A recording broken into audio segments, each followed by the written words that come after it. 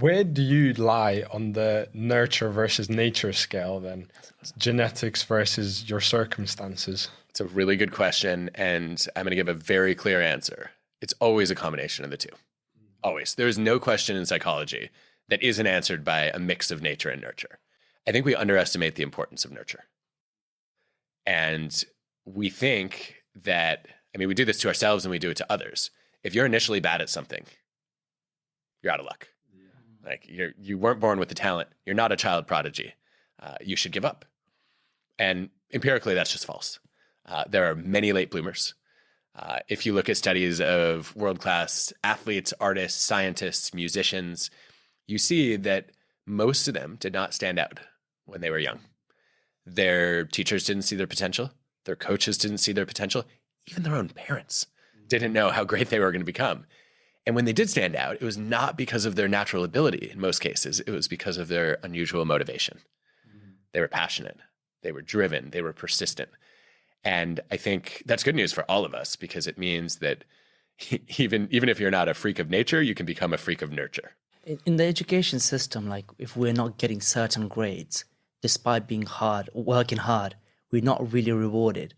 What do you think we can implement in the education system that students that are persistent, that have, hidden potential, that they are able to unlock it? I think the mistake that we make is we assume only the straight A students are going to end up going on to do great things. The reality is if you want to predict people's future success, what matters probably more is their trajectory of progress. So I am really excited to invest in a student who started out with D's and then got B's and then moved up to A's. It's usually a sign that they faced some adversity early on. Maybe they had a severe lack of opportunity. Maybe their parents never finished school. Maybe they grew up in poverty.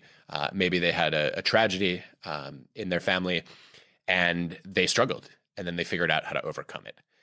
And I don't think we do nearly enough to look at what was the overall slope of your progress. We just look at the peak that you reached, and that's a huge mistake. So how do we make people believe that they have the potential within them to go from D's to A's? Because it's so difficult having this conversation with people that you are able to do that. I think you can't convince someone of that is the first thing to recognize. You want to, but psychologists find that the best person to convince people is themselves. Right? People are much more likely to trust their own arguments. So how do you get people to persuade themselves? I know of two ways. One is called motivational interviewing, which is something psychologists do where they say, look, you can't convince somebody to change. You can help them find their own reasons to change. But you have to be genuinely interested in helping them as opposed to, trying to get them to do what you want them to do. So, a standard motivational interview would be something like in the realm of grades. I might ask you, talk to me about how your grades are going so far. And then tell me about your study habits. Have you thought about any changes that might improve your grades? And what are your reasons for trying those changes? And what are your reasons for not trying them?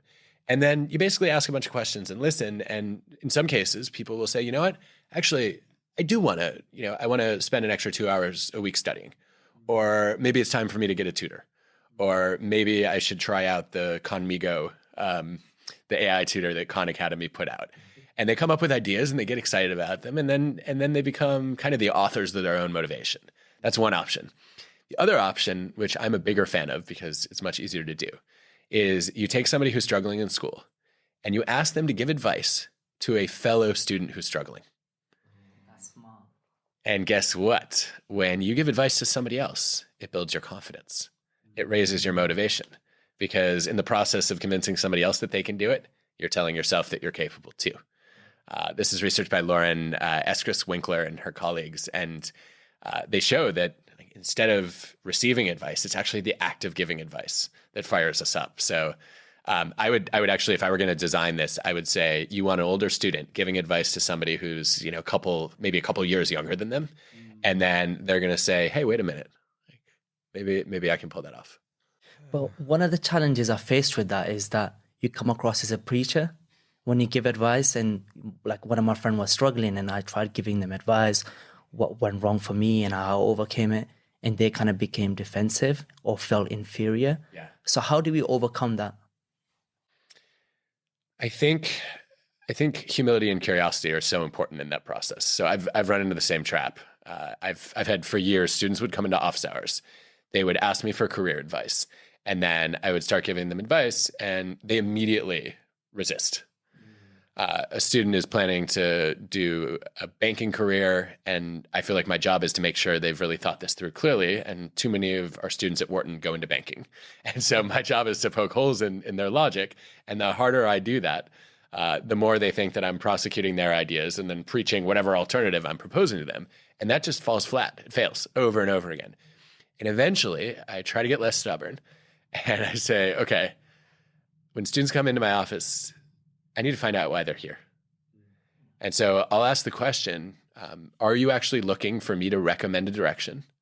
Because if you are, I'm not going to do that for you. I don't know what's best for you. You're the only person who can know that. What I can do is I can help you clarify your values and your goals and assess whether the path you're considering is going to align with those. So let me know if you want to have that conversation. Are you looking for someone to pressure test your assumptions? If so, I'm happy to challenge and give you my reasons why this is a terrible direction to go in. And if you want to do that, I'm game. Or are you here because you're looking for my approval? And you've already made up your mind and you want someone other than your parents to validate the choice you've already committed to. And guess what? If that's your plan, you don't need my approval. You already have it. If you think this is going to contribute to your happiness or your success, I'm on board. And getting their buy-in on what the purpose of the conversation is completely changes the equation. I'm much clearer about what my role is. And also they've agreed to whatever role I'm going to play. So I think that's my favorite way to get out of the preaching or prosecuting mode. But you said there that you or whoever it is as an individual know what's best for you. But I struggle with that sometimes. Like, I'm 21 years old. I've barely lived any life compared to, like, for example, my parents are much older, experienced much more.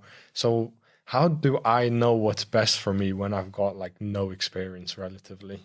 That's an interesting question. I think